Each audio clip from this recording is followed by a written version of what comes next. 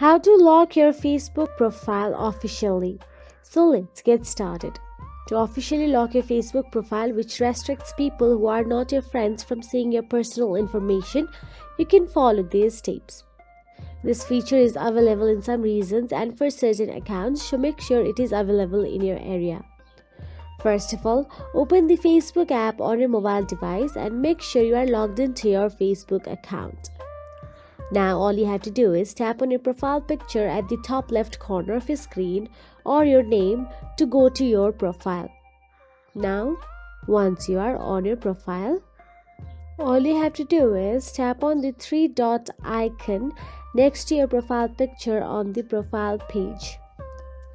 Once you tap on it, you'll be navigated to the profile settings.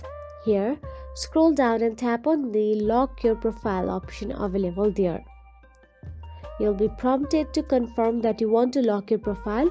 Confirm the action to lock your profile. So now that is it. Locking your profile is a simple way to enhance your privacy on Facebook. So that is it.